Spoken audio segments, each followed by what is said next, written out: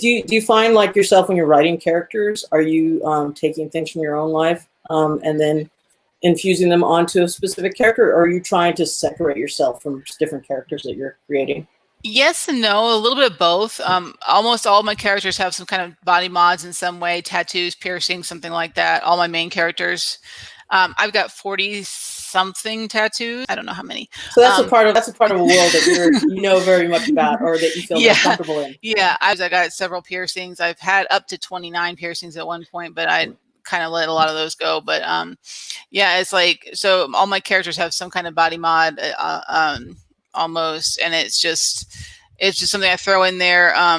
Most of them, well, not most of them, some of them I purposely make short because I'm 5'10", so I tend to want to write the tall characters, and I have to try to reboot my brain into thinking, okay, what would a shorter person feel or do in this situation? So I write the character as shorter and try to imagine, okay, so I don't have the height that all these other people in the room have. How do I get control of the conversation in the room? How do I draw the attention to me? And if I'm not tall, like, I can't just stand up tall and command the room. How do you do it when you're a shorter person? So I try to kind of look through those eyes to kind of see what it might be like and how the character might interact in that way or that kind of situation if they don't have the presence of stature to be able to do whatever it is, or if they have to like stretch to reach something, or something like that. I tend to kind of mind my own life, or my people around me's lives, like that. I either, because very much I love film and stuff like that, so I'm always kind of looking and observing of other people, and like for The Ghost of Stowe Lake, the relationship that one is based off of, or was the jumping point for the story, was my little brother. He's in the Army, and he went off he joined the Army when he was fairly young. He left college and he got in the Army at 19. And the running joke was, don't run off and get married. Like, everyone joins the Army and then they get married because they're going to get deployed somewhere and stuff like that. And a year down the line, we're getting the notification, hey, I'm getting married. And he met a lovely girl, but they had a very short courtship. Like, they actually kind of came together fairly quickly and had a nice connection. But their wedding was nice backyard wedding, almost. No one was pregnant, but it was definitely like thrown together quickly because he was going to be deployed. Like, there's all these unanswered questions. Do they know each other well enough? Like, is this right for both of them? And not that I'm an expert on any kind of relationships, but as a sister, you're just like, you worry about your brother or your family member. And so I put those kind of worries and fears into the characters of in The Ghost of Stowe Lake, Gina and Lyndon's character. And Lyndon is pretty straightforward person in that, like, she's in the Army and she's wanting to take care of her partner. The other one is more creative, and so they have the dynamic of they're kind of opposites, but they work. It definitely helped having an outlet to put those concerns about my own family member into something else, so I could separate my feelings from it. But then it also ended up creating and turning into something that actually works for a cinematic story. Because if even though my characters are LGBT characters, I think anyone can relate to the family dynamic of, you're worried about a sibling, or you're an outsider looking in and you're worried about a young couple. So planting that seed, I think it allows anyone to kind of come into a movie and, like, you're invested. It's not just kind of a shallow surface thing of like, they're rich people on a vacation and something bad happens. There's something kind of grounded in that little struggle, or that little, like, oh, they're young and in love and making a life-changing decision. And then there's this supernatural force that's invading that, which is, the extra.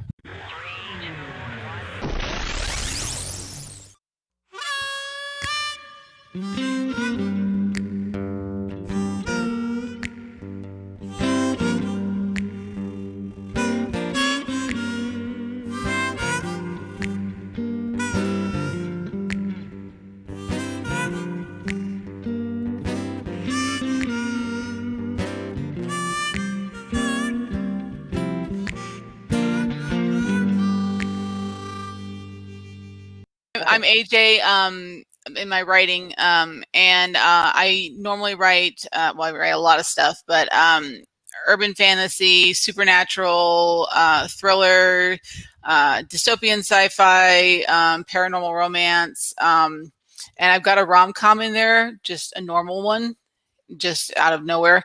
That's kind of like where I'm at, is the You don't other want to world. sprinkle a little genre in there just to spice it up. It's gotta be normal. Gotta be normal. Yeah, I gotta have at least one. Cool. How about you? So my name's Nicole. I really love genre. I really love horror and action. Have a few projects I'm working on that are just kind of percolating. Well, we're just existing in the world right now and waiting to get going. One is a bigger project that I'm really excited about because I try and use all the resources available to me as a regional filmmaker. Like my backyard. I'm very close to San Francisco. I love the haunted history of San Francisco and all the folklore and ghost stories that surround it and have been around for many years. And so one of the movies I'm working on is called The Ghost of Stowe Lake, also known as the White Lady of Stowe Lake. And that folklore has been around for many years about, a woman who was walking the lake and sat down to rest at a park bench. And while she was resting, the stroller with her baby, and it rolled into the lake. And when she came to, she's looking around the lake for where's her baby. She can't find it anywhere. She asks everyone she comes across. Day turns into night, night back into day. The last place she looks is the lake, and she goes into the lake, never comes back out. So to this day, she's supposedly still haunting the lake looking for her lost baby. People, you can go to the lake at night and say the chant, and you might see her, you might summon her, and she'll ask you, have you seen her baby? If you say no, she'll kill you. If you say yes, she'll haunt you forever. So that's kind of a bad first date, right? Like you really can't win that situation. Right. But my movie centers around a young lesbian couple that go to San Francisco for an engagement weekend, and they learn this folklore and they summon the spirit, and they're trying to survive the spirit throughout the weekend as a couple united, trying to get away from this.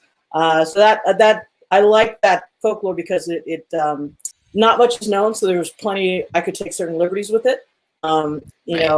The Golden Gate Bridge and stuff like that, where it has that haunted history of, just the sad history of people being depressed and taking their own lives. And Stowe Lake also has that same kind of sad history of people taking their own lives as well. So it is a place that you could say has spirit or is haunted.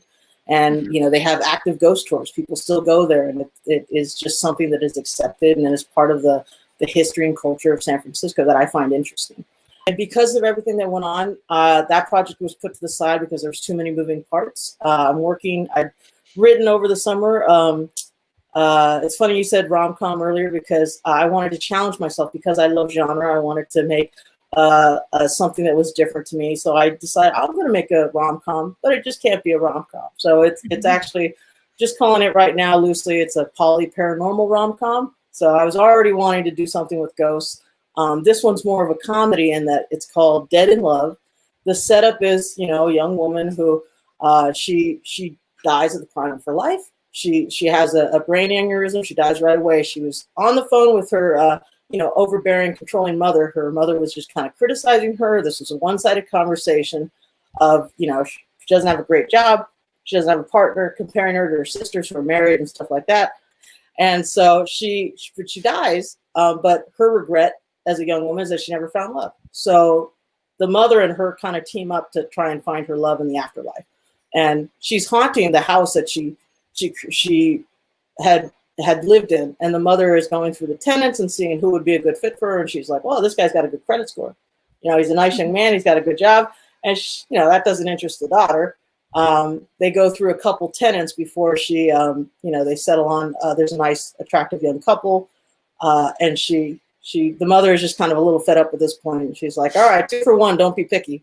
And the story kind of kicks off from there, is that she kind of gets enamored with this young couple, and we go on that journey of her, what her afterlife looks like and trying to find love and stuff. So that's the other story I'm working on. Cool. Yeah, my rom-com is this girl who's she's really busty and she's really attractive, but she's sick of guys like always going after the boobs. She's like, I'm just done. I'm done with men. I'm fed up. That's it. done. And she gets drunk one night and decides she's going to go to a tattoo parlor and get hands off tattooed across her chest. And it turns out the tattoo artist is like this really hot guy, but he's not acting interested in her whatsoever. Like, he's being totally just nonchalant about the whole thing. Like, maybe you need to sober up a little bit before we decide on something. I'll design you something, you know. And he's nice and gentleman, takes her home, doesn't try anything. And she's like, okay, he's got to be gay. Like, I find one guy I'm attracted to. He's too nice. That's it. He's too nice. He's got to be gay. That's it. And she keeps bumping into him, and sometimes bumps into him literally. And at one point, he like spills coffee all down the front of her chest when she bumps into him. Hot, scalding coffee. So he has to, you know, like help her. You know, he gives her like some tattoo ointment to help with the blistering and everything. And it's just like one disaster after another until she finally realizes, oh, hey, not only does he actually give a shit, but he's not gay. And he's into me. And it's just like it's a little novella, a little sweet little story. But it's going to end up tying into, I've started writing some paranormal romances centered in this little made up town of nowhere, North Carolina. And basically that's where the tattoo shop's going to end up being, because I figure I can have this kind of tie in with those, but at the same time not be a paranormal. You know, this is just a normal story, but some weird shit happens in this town. So they're all going to kind of link together, and like anybody who gets a tattoo in nowhere in the other books I'm writing is just going to end up getting one at Steve's shop, you know. What is the girl's occupation? Like, he's the tattoo artist. Does she have a creative occupation? She works in a bookstore, Okay. like a little small indie bookstore, kind of like, you know, like mom and pop kind of place. And she's got like just a real small apartment, you know, like she has to like clean her bras off the kitchenette counter before he comes over and stuff like that, you know, just to straighten up. It's just like a really tiny little space that she lives in. So it's not like the biggest job in the world, but it gets her by, you know, and it's kind of like she's deep in her thoughts. She's like imagining bigger stories, and her life might be a little small, but she has this big imagination or something. Yeah. I mean, she's not like trying to go out and conquer the world. She's 30 something. She's like sick of, the whole deal. She doesn't, it's not that she doesn't have ambition so much as she's not overly ambitious. She just wants to live her life, have a comfortable life, and, not have some guy who's like all about the boobs. Well, I like that he's just a setup of a tattoo artist, because like I think that's pretty intimate. Like, you have to be so close to somebody, be gentle while doing something that's painful. That's kind of interesting. Yeah. I like the way it turned out. It's coming out in a box set later this year, with a bunch of other little contemporary novellas. What's it going to be called?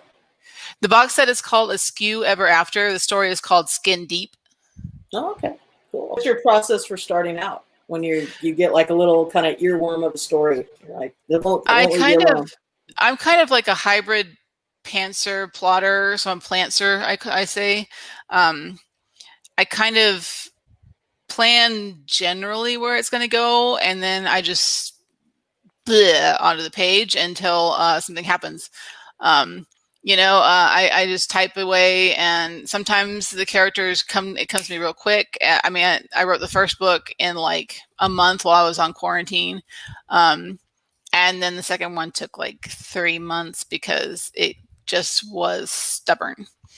The third one's not going, it's going along pretty good. I've found a tracker on Story Origin where you can like put your goal for your word count, and it tells you like how many per day you need to get to meet the goal by X time. So that's kind of cool, because I can just kind of like type in how many how many words I've done for the day, and I can say, okay, well, I'm on track, or oh crap, let me just smudge this deadline a little bit back here because I'm behind. But I just kind of write and just let the story come to me. With the sci-fi dystopian series, I'm having to get more into the planning side of things, because I can't just fudge it. It gets to a point where you've got so many characters and so much interlacing stuff, you can't just keep fudging it anymore. You've got to actually like figure out where it's going. So I downloaded some maps and like drew on them for, like what, so I could have a visual in my, not just in my head, but an actual map of what the world looks like in the future where it's taking place. Yeah, I think it helps if you can ground the story in some way that people can kind of cling on to. Yeah. Yeah, at least when I'm thinking about, where my stories take place and stuff like that, or the environment or something like that. Yeah, if I have, because I also think it's great if there's something that's actually real that people can, they watch the movie and it introduces them to, like, parts of San Francisco or different parts of a place that they're not familiar with. So like they go on the journey as like tourists, essentially. So I try and look for that connection because, at the end of the day, I don't just want, LGBT audiences to see my work. I want people who love either like horror or action or whatever genre that I've made my story around. I want them to come because they're a fan of that genre and they just accept that the characters are LGBT and they can go along with it and they can have fun. I find, like, just in the world today, everything, it's great to have your niche and know where your audience is, but if, also sometimes your stuff will never be seen. Even if you niche down so much and you think this is for the right audience, you'd be surprised, like, you're missing out on someone else who might have gotten a lot out of it. I always figure, like, my stuff I write, I'm 41, I'm a woman, and I always figure it's, the 25 to 40-ish, 45-ish range is what I'm going to be aiming for females, because it's a lot of romance that I write, and even my sci-fi dystopian has a lot of romance in it, and it usually ends up being like the middle-aged men who really like my writing. So it's like okay, it's cool, but it was not what I was expecting. It wouldn't be who I would have planned on targeting, but hey, if you like it, then I'm cool with that. So yeah, I mean, you kind of want to find your niche, but you also want to find a story that will kind of transcend niches, I think, is also the goal. Well, I'm not sure if you're on any, like, I'm on a lot of fan forums just for horror and stuff on Facebook, and it is funny. There's also some really good LGBT horror fan pages and stuff where everyone's sharing their films, but a lot of times it's the same classics come up where, it's gay men who are just like, oh, I love this final girl, or this was, they're relating to that female protagonist who, saves the day, or she put up the good fight, they're relating to her more than they would to the, a male character that maybe is more predominant in one of the movies. But so I just, in trying to think of my audience, I'm like, who's my audience? And if a lot of lesbians don't really like the genre of horror, and maybe they'll come to it if they stumble onto something, or it's like, it's a genre done in the way where, like, you see a lot of stuff like Winona Earp. It's really, it's silly. It's silly genre. Yeah, it's fun. It's definitely, it's like candy, and you don't want to eat too much. It is fun. But then there are these other, more serious films where it's like, God, wouldn't it be great if there were like lesbians in The Exorcist or any of those classic horror films? Really priest. Oh God, I would love to see that. I've seen a few. There've been a few really good attempts of, like, there's this one called What Keeps You Alive, really great horror film that was at, like, I think it was at South by Southwest, and now it's on, and like Fantastic Fest or something like that, and now it's on Netflix, so more people can find it. And that one is just great. It's like the lesbian relationship is at the forefront. They go away to the woods. Nothing good ever happens to the woods, but they go away to the woods in the cabin, and they're hiking like lesbians do. And we find out right in the beginning, one of them is a serial killer, and she's here to kill her wife. She's done this before. That's the setup. And then we get to see the struggle and fight throughout the movie. And it's a pretty good ride. It's really entertaining. There's good action. There's good, gore for the horror fans. And so it definitely satisfies that genre. They're true to the genre. But I just thinking as a creator, this was a really fun film. It would have been, it's directed by a man, which is fine. But I would like to see more lesbian stories or queer or LGBT stories directed by women just to see what that lens and that gaze looks like more, as opposed to the male gaze, which we see a lot. Where it's like all zooming in, like right here, you know, and like all about the wah, you know. It depends, but I even think in female films, like, or, you know, where like the object of affection or desire is a woman, and it looks different.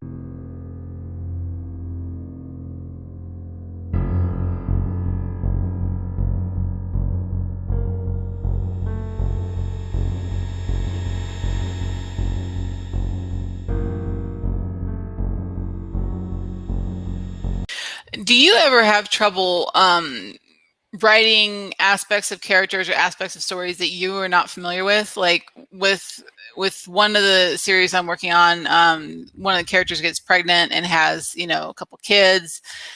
I'm all like messaging all my friends who have kids on Facebook, like, so what would you feel if this happened? Or like, what was this like when you were pregnant? I'd never had kids, never wanted them.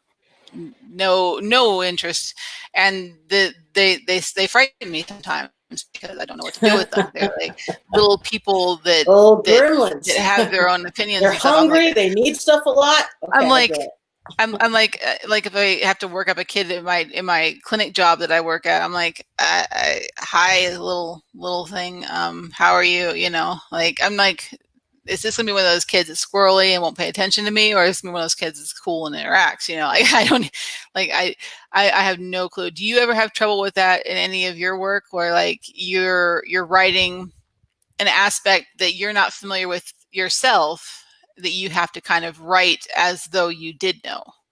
Well, I usually if I've written a character, I usually try and write for people or write around experiences that I have a loose connection to. And so usually I have someone, if I was stuck on like trying to get it in the inside of what they're going on, there's that kind of a person I could go to try and get more information from. You kind of need that. Otherwise they sometimes will come out written like kind of hollow, and like it's not enough there. There's not enough for people to kind of cling on to. But yeah, that sometimes is a struggle, but I do try and I try and honor the character by having someone in mind that I can reach out to, or doing like some research, but there's always kind of like a real person that I have in the back of my mind for it. So I feel like it's coming from a place of honesty, as opposed to just pulling it out of the air. When you look at the history of like film, and like there's been a lot of cases of, you know, white cisgender males writing women's experiences, you know, different races and different sexualities as well. And would those stories have been told if they didn't try to write them? We just wouldn't have those examples. So I feel like if you're gonna try and write from something you don't know anything about, though, you do have like a certain obligation to try and like either reach out to those communities and try and tell an honest story. But because if you're stuck in your little bubble and you're like, I can't tell anyone about this, I'm going to just write from my point of view, it just comes out from your point of view. So then it kind of it's inauthentic, or it's dishonest. Yeah. But it is a struggle to be authentic and honest, and it's worth trying to make those connections with people to try and ensure that you do your best, you know. Right, and you got to also think about, you know, do you want it to be kind of this mainstream thing, or do you want it to be your little baby, you know? That's true. Well, like one of the stories that I want to work on, I have like a loose idea, and I was really writing it for an actress friend. I was like, she's a good actress. She was in something else. You know, I want to put her in something. But she's going to help in the aspect of like, she has this history with pageants. You know, she was telling me about, you know, she was in beauty pageants for a very long time throughout like her earlier life, and you know, she got to a point where she aged out, and then it was like what came next for her as a, you know, performer and stuff like that. The aspect of like, because that's can be a very toxic world, the pageant world, where it's all, you know, about visuals and you know, the external and stuff like that, and you know, but trying to tap in what was her motivations for being a part of it. Was she seeking like the, you know, the benefits of, you know, if you place well in those kind of things, you get scholarships and stuff like that. So, but just in that one, I was like, you know, I know nothing about that world, but I want to go on that journey, and if she's willing to talk to me about it, I can get to know that world, and then if she's our lead actress, that's going to come from an interesting place, because when I'm asking her to call back a memory or something like that, she's actually pulling from real experiences. So you can't always do that. You can't, you know, but just when in terms of micro budget filmmaking, if an actor has that kind of level of experience that they can bring to a role, then that's something I want to tap.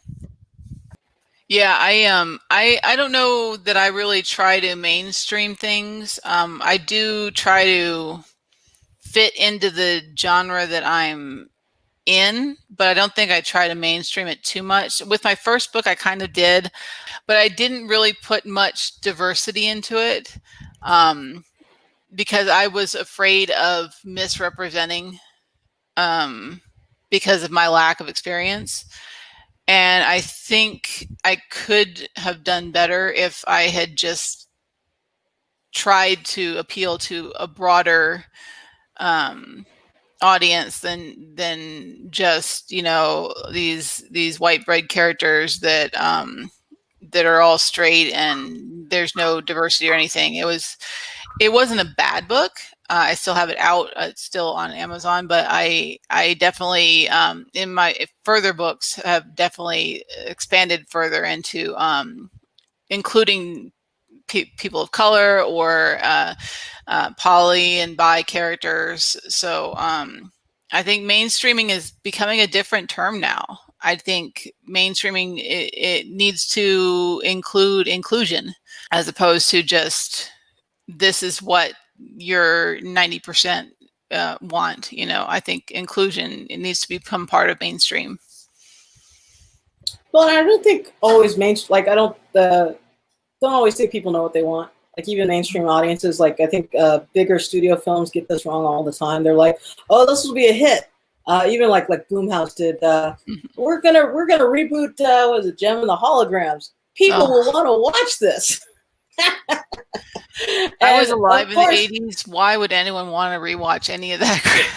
It's funny because like I think they thought like Josie and the Pussycats did well enough for the bubblegum pop movie that it was, which was it delivered on what it was. And who doesn't like seeing Rosario Dawson? Although I think she should be the lead in more because she's awesome. But yeah, the movie is silly and it lived up to what it was. Gem and the Holograms, another like kind of, you know, silly 80s cartoon, trying to make that into a modern sci-fi movie around a female rock band. Like no one wanted to watch that, or they should have changed they should have leaned into the intellectual property already. They should have tried to make something new, because it was a weird combination of an old idea trying to modernize it. And so the fans of the old, you know, cartoon or whatever did not know what this new thing was.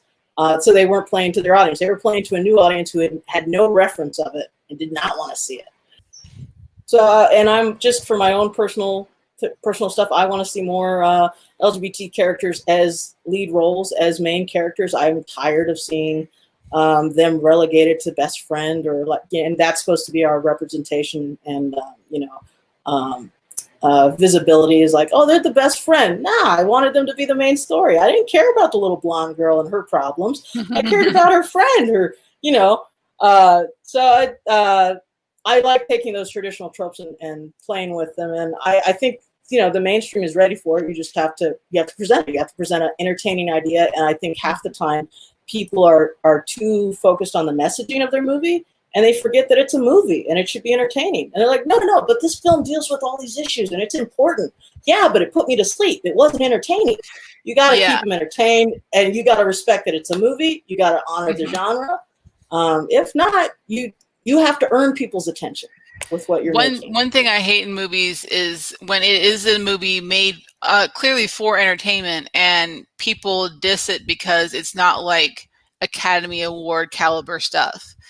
That really bugs the hell out of me, because it's like, this movie was made to make people laugh, or this movie was made to just have a good time, to blow a bunch of shit up, and then it's like, but the performance wasn't, you know, I didn't cry when the thing blew up or whatever. And it's like, okay, so it may not be geared towards getting an Academy Award or winning all these awards. It's a fun movie.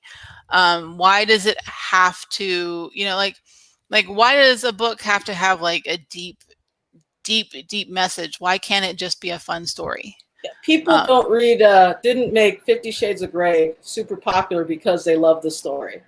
The fact that book exists and that it came off of like bad vampire fan fiction boggles my mind that it's like this, super popular franchise. But people enjoy it. They found something in it that they related to, or it served a need in that they wanted to see that they weren't seeing in other movies. So the fact that it served a need and kind of put an attention on it, that's great. But then you get people who are like, oh, it's not representative of the BDSM community. Yeah. Well, great. Make your movie, your BDSM movie masterpiece that's better, that taps into that, or it represents the community the way you want it to represent. This is the Hollywood movie that represents the housewife who's a little bored, who wants to tie up her husband or whatever, or like spankings. But it's funny. Some of the tropes I try and avoid because I think it's a terrible trope in a lot of genre stuff. The damsel in distress, but because I also think there should be no more damsels. There should be like if you're your own hero, you're the hero of your own story. You shouldn't be waiting for someone to save you. Like I do like in some of the earlier horror films, just the idea of the final girl is that she fought, that she was not sitting down and waiting to die. She fought. So fighting the good fight was important. But so often, we still see it today, like the act of the damsel in like an action movie, they're just waiting for The Rock to come over and save them, or Jason Statham, or whichever like muscular balls guy is going to save the day, which is fine. I like both of those muscular guys. They're pretty awesome in action movies, but I also want their female counterparts to be just as awesome and cool and have something to do. What's up for you, girl? I pay her taxes. But out of it. ¿Cuáles son los impuestos por ser un imbécil? Enough, let's go. I'm not in the mood for your crap today, okay? What? Perdón, perdón. What? Did you call me a dog? You got this, bro. Yeah, I try to avoid characters, like especially female main characters that are either too weak or too badass to where like it's unbelievable. Like my characters, a lot of them are self-saving heroines in some way or another, but they all have their weaknesses. They all still need someone to help them even when they are the badass. So I think that the balance needs to be found where you're not getting a Mary Sue, but you're not getting like just some little dumb ditzy blonde either. I would love people to respond the way maybe I had intended them to, like, oh, this has heavy action. I hope I want people to like be like, ooh, like responding, like I cut it a certain way or I set up a scene a certain way. I want them to respond to maybe the visuals. But just in having, I did a short film called Nightcap. It's still running at different festivals. It's also on PJs and Pixels. But in that one, the setup is queer vampires, and there's a stalker who picks the wrong victim, and you get a sense of that one character is very prevalent that they are queer by their representation, how they look, haircuts don't lie, but then so just it's played at different LGBT festivals and stuff like that. And then it's funny to like I'm doing a Q&A. I'm thinking, I hope they responded to this part of the horror part, or they liked this or that. And their question was on like, why was the stalker a certain ethnicity? I'm like, I think we all can agree stalkers are bad. No one's ever like, be nicer to the stalker. But my response was very simple. I was like, we had a low budget. I have a friend who's a stuntman who I knew could jump on this tall woman who's the main model in the movie, and that he was a controlled stuntman, that he could do certain things. He just happens to be he's not a white guy. That was the only thought process.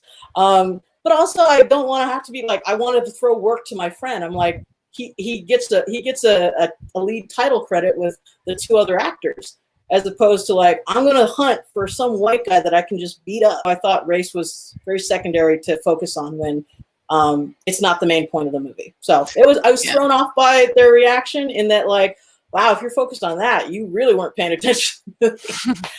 I mean, because there's also a little dog in it that's like a vampire dog. So I mean, like, focus on the vampire dog. Don't. So. I think so. Just personal, just being happy when it's done. Like, I've achieved what I was trying for, and then however anyone interprets it is on them. But as long as I can stand by, like, I'm happy with what I did. I wouldn't have done it any differently. Then I feel like that's a success. I think when I get positive reviews, either in private messages and tweets, on Amazon, a review on Amazon, that's like gold. When I get positive reviews, or sometimes even negative ones, it's like, at least I know somebody read it, you know. I think that when people get excited for a sequel to come out, or for something else that I've written that's even a different genre than they're used to come out, that they're like, oh, you wrote something, I'm going to go buy it. That to me is success. Even if it's a friend, you know, it's like, you don't have to go out and spend money just because your friend's a creative person who did this project. You know, you could spend it on something else if you don't like to read, you know. Like, I've got people who don't really like to read will buy a book and they're like, oh, hey, when's your next one coming out? And it's like, oh, well, that's kind of cool. You know, like, you said you hate reading, you find it boring, but yet you're buying a book. So yay. Do you do audiobooks as well to try and, you know, satisfy those people who don't like to read? My publisher has the one I've done through a traditional small indie pub, has an audiobook for the first book. The second one is not out yet. It's due out sometime later this year, COVID permitting. But there was a problem with the audio file, so I like, until Audible fixes it, I'm like not really like advertising it much, because like, in the middle of a really heavy, steamy scene, the narrator keeps going, and you can tell it's their cue to have the person cut whatever they bleeped or messed up with, you know. And it's like through the entire chapter. And as far as I know, it hasn't been fixed yet. But they've supposedly got the new files. I listened to it the other day and it's still there. So I don't know if it just hasn't updated to people who've already purchased it. I don't know. But that like that's the only, I can't afford to put out audiobooks on my own. I do. Have you ever done any, like, back when there was not a pandemic, did you do any like live readings or go to like small books? Oh yeah. To try and have that on Facebook experience? Yeah, I've done live readings on Facebook, definitely. And those tend to like really go up there as far as like views and clicks and shares and stuff.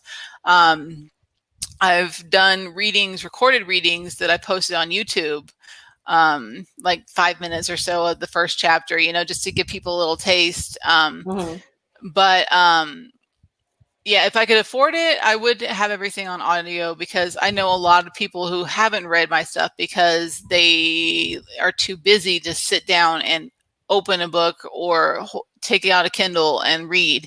Like, they listen and while they do other stuff to audiobooks. And yeah, a lot of people do podcasts and stuff like that. I would love to be able to have the funds to hire someone to narrate my books, but I don't have that right now. You would not want to narrate it yourself? Oh God, I would be doing this so much. I stammer and stutter and say the wrong words. I'd hate to have to edit myself doing that, because I mean, I could, I suppose, but the editing, I wouldn't even know where to begin with editing out all my mistakes, because I do stammer and stutter quite a bit. And I've got a little, like, I have to like really work on not talking with a lisp. My brother used to tease me about it constantly when I was a kid. So I'm like hyper aware of when I'm reading and something comes out with a little bit of a lisp. I'm like, oh shit, I gotta like read. And so, yeah, I mean, there have been times when I've recorded a reading for Joe for GoIndieNow, and I've been like, yeah, this is like take 17 or something, but here you go, you know, like, because I can't read it straight through. Hmm. I pause, I stammer, stutter, or sometimes when I first started reading out live and going on Facebook and stuff, or doing recordings for readings, I read entirely too fast. Like I go, and once I listened to myself afterwards, I was like, wow, I bombed that. I've learned to pace better, but I would need more practice, I think, before I'd be willing to make myself my own narrator. Hi, AJ Mullican here.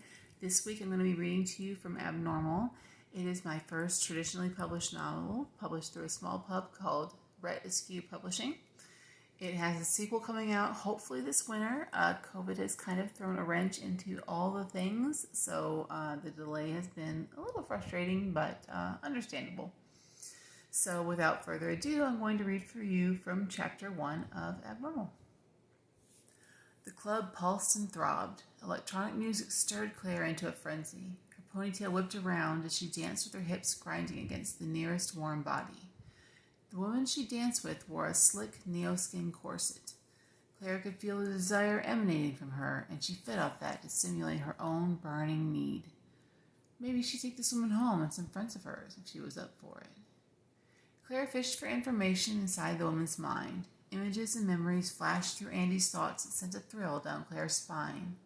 Andy and her twin brother Billy experimenting with free love together as teenagers, Andy discovering sex while on number 9, and Claire's favorite discovery of the night, that Andy had a half-dozen doses of number 9 with her. Good. I could stand to roll off some steam after the week I had. Her stalker was good. Too good. For almost a week, Claire found paper notes wherever she went, each note more descriptive than the last. Her stalker was into some depraved shit. From the suggestive pictures painted in his scrawling scribbles, he enjoyed the abuse that he doled out on his victims. Knives, fists, fire. Her skin crawled and bile rose in her throat. This person knew things about her that no one should know. Her ID code, how many bank credits she had. Her normal ID was a fake. That last one could get her killed, or worse, sent to a camp. I won't last very long in a camp. I need to get the hell out of heaven's light. She shook her head and pulled Andy closer. It's just a dumb prank. No one's seriously that twisted. Someone's fucking with me. And if I ignore them, they'll get bored and leave me alone. Claire laughed out loud. Yeah, they'll back off any day now. Yeah, I think like just with some of the projects I'm working on, like I don't know, just with the online film festivals, I'm not feeling satisfied showing it because I feel like people, like I want to be in a room and hear the reaction. Hearing the reaction like by a chat and then having this kind of like it's a Q&A, but it's been like it's scrummed of the real person's talk because the moderator is rewording however they've posed a question, so I'm not really getting the essence of that person asking a question or getting to look at them because people act differently if they actually see you, if you're in the same space, whether they're brave or not, or choose their words carefully or not.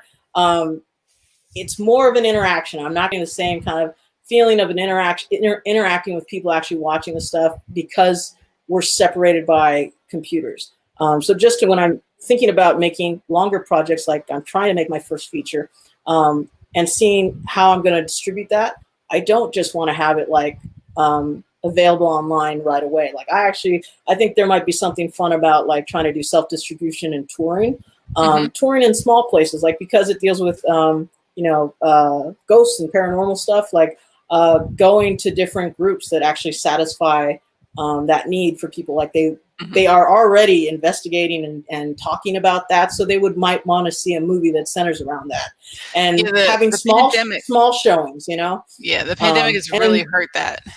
Yeah. That any kind of touring would be later when it's safer. But even I really like. I've been really enjoying going back to the drive-in because of everything, and that's been kind of a fun viewing experience. But I do think they're getting very expensive for even some of the smaller productions to showcase during the pandemic.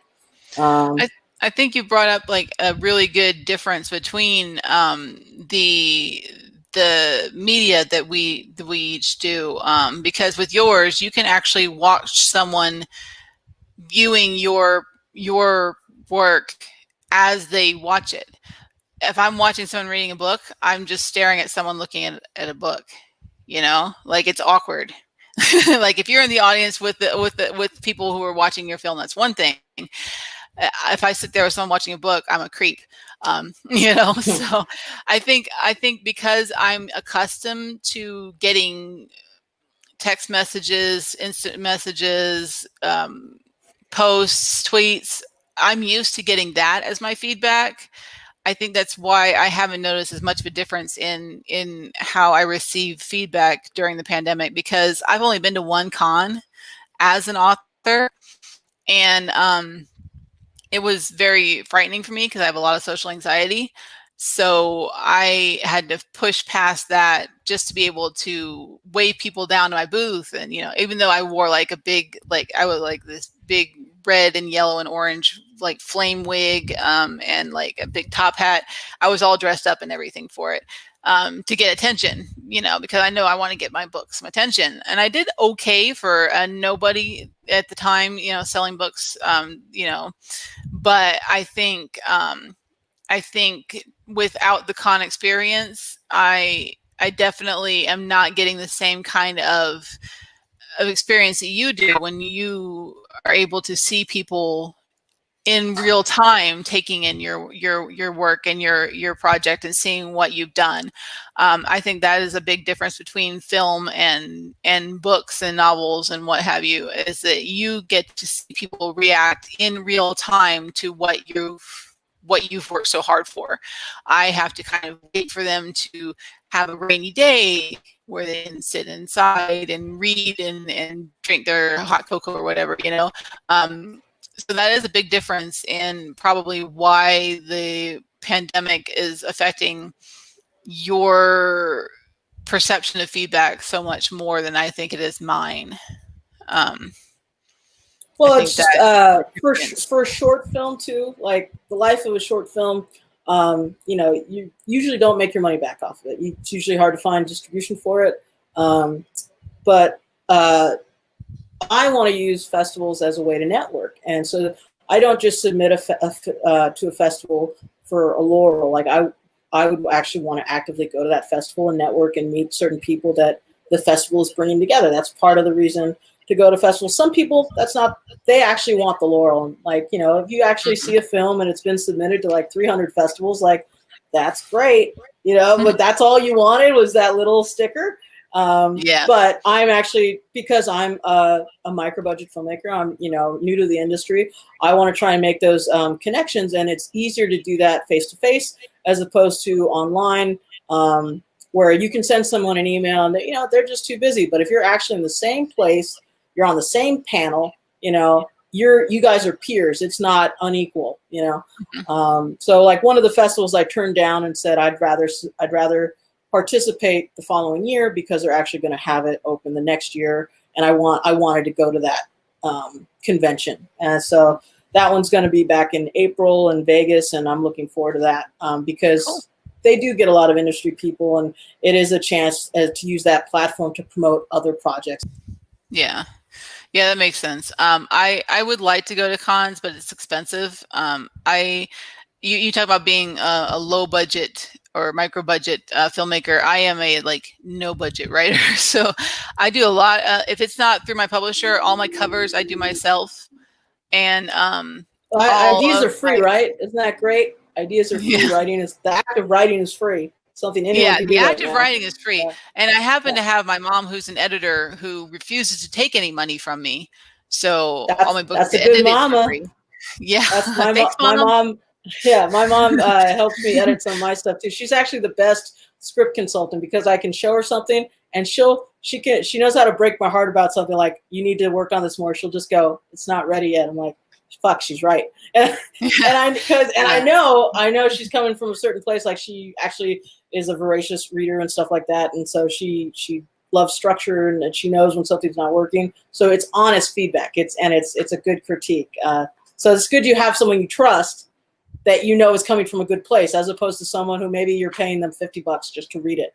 and give you a Yeah. very loose Yeah. loose coverage or something, you know. Yeah, but I do my covers myself. I've started learning how to do that with photo editing apps and Photoshop and stuff like that. And I do the formatting myself. I go through once she's edited and made all her little notes in the doc. I go through and format it myself. I do 95% of it myself, really, including the marketing and everything. So I am like going from like zero budget to like, so to me it's Well, like hey, can you talk a anything I little bit make about from your it. marketing? That's something I'm struggling with because I'm not a always the amount of time to promote an event or different things for social media I find takes so much time. What kind of marketing do you do for when you're pushing up a book or something? I've started making up little graphics with quotes from the book. There are writing prompts on Twitter almost daily. I haven't seen the ones for today come up yet, but basically there's a hashtag and you use a certain word or concept in whatever you post. So I use my work to follow those prompts. I say, okay, here's a quote that has that word from my book, or here's a quote that has that concept from my book. I'm going to post that. And then, if anyone comments with anything on it, oh, well, here's the link, because most of these, they don't want you to post your link because it's about the writing process. It's not about, buy my stuff. So, but I'll post links with quotes. I'll post some kind of eye-catching picture with a neat font that's still legible, obviously, on Instagram, or I'll post just the picture on Instagram and then the quote, and the picture will have like the link and the title or something in it. I do a lot of Facebook stuff. I network with other authors. I share in newsletters. Newsletters is a huge thing. There's a website called Story Origin where you can just swap newsletter mentions with other authors. And so it gets out to, so your book gets out to all their fans, or your fans get to see their book. Fans get to experience other authors if they choose to click on the link and go check it out. Or they get to at least hear about their authors and you get to be heard of more. I am not great at it. I still have a lot to learn when it comes to the marketing because you can put money into it and do a lot better than I have. It's funny though, the paid ads if you use something like Facebook, it's funny to look at the the analytics and stuff because okay, you put this much into it. Let's say 1,000 people looked at it, and that trickled to 2 tickets sold or 2 books, whatever. So a couple clicks, yeah. Still, that's a lot of people to look at it and say, not for me, but trying to break through that barrier. Yeah, it's so tough. And when you're coming from like zero experience, zero budget, it is very, very tough. I've got a book out now that's been on pre-order since the 23rd of July, and it's got 21 pre-orders right now, which isn't a lot. And especially for it's in a very saturated genre, it's not going to like top any charts or anything. But to me, that's 21 people who saw the cover or saw something I posted or saw something someone else posted and said, "Ooh, hey, this looks cool," and we're willing to chuck a few bucks into an ebook. I'm hoping to sell more when it comes out. Amazon does this weird thing where you can't like put a paperback up for pre-order, I guess. I don't know. I can't figure out how anyway. I can't figure out how. Your pre-order is just for the ebook? Just for the ebook right now. They can't, it's not done, the process, it's not done, or is it I just had to format it and submit it. But when you format and submit the paperback, Amazon's like, okay, here it is. Like I found that out with my last book. I couldn't find out like where to go to put it on pre-order. I was just getting the formatting taken care of. And so I ended up releasing it like a week or 2 early because I formatted the paperback and put it up, and Amazon's like, boom, here it is. And I was like, well, crap, the ebook is still on pre-order. So then I had to adjust the date for the ebook so that it would release like a day or 2 after the paperback did because of the weirdness. So now I'm just can I waiting. Ask you what your price point is for your books? Like what the ebook is and what the hard copy is? I've got all my novels that I have self-published, all my 2 novels that I self-published, and the one novella trilogy, which is about novel length-ish, at $2.99 for the ebook, which is kind of mid-range. Some people sell ebooks for $4.99. Some of the bigger companies sell for like $12.99 or like $7.99. It's an ebook. It doesn't it doesn't cost you that much to make. I'm not going to do that to people. But my one that's the traditional publisher is at 99 cents, has been for a while, which I'm cool with. I have no control over that price point. Paperbacks, I tend to charge, put it like $10. I have a storefront, online storefront where you can order through me. I will order the paperback and then sign it and send it to you, because with the pandemic, there's no live greets and signings and stuff like that, but some people still want signed paperback. So it's like, well, that hasn't gone that well, but I haven't been promoting it much. That's my bad. I'm hoping that once this book goes live and it gets a paperback, and I can actually like order some in and like take pictures of the physical book and be like, hey, here, look, you can get this signed, whatever. I'm hoping that'll help. But it's kind of a gamble. I find it interesting. Like, I think a lot, like I just noticed how much DVDs in general have been devalued, and movies in general. Everyone is so used to having what may feel like to them is free content, but isn't, like something like Netflix or a streaming service like Hulu. Movies in general have been devalued. I'm not sure if that's the same with books, if people still see the value of like a digital book or a physical one. But with movies in general, like I will go to the dollar store and I will hunt and I will find Criterion collections and special director commentary. And I'm like, these are from big studios, and they've been devalued down to $1 for a DVD. And I happily pay for that $1 DVD because it's a physical DVD. I don't have to hunt for it on some streaming service. Right. But I think there's value in the commentaries. Like, I feel like that's the cheapest film school ever, just listening to a really good commentary and hearing from the director's voice of what they had going on that day and getting those little extra tidbits. But I find like people for the longest time were not going to the movies. They didn't want to pay that ticket price. And now people aren't going to the movies because of the pandemic.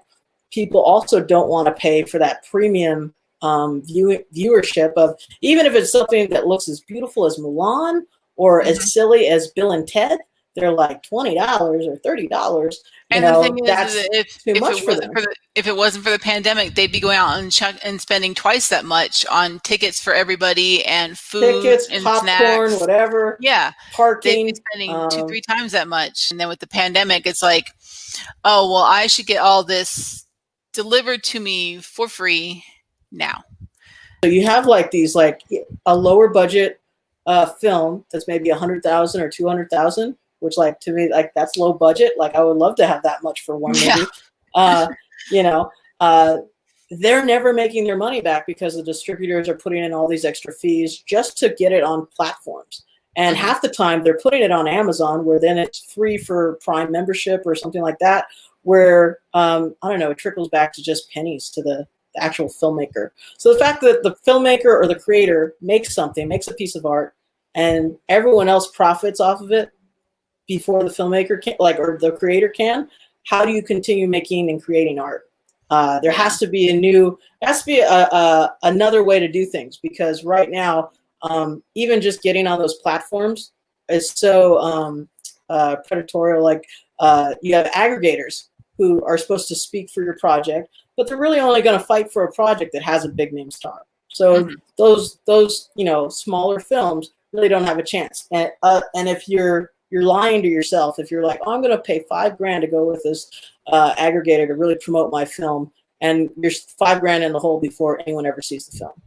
Right. So there's got to be another way to get the film out there to connect with the right audience. And a lot of people have not cracked that code yet, and that's something I'm trying to actively think about before I finish.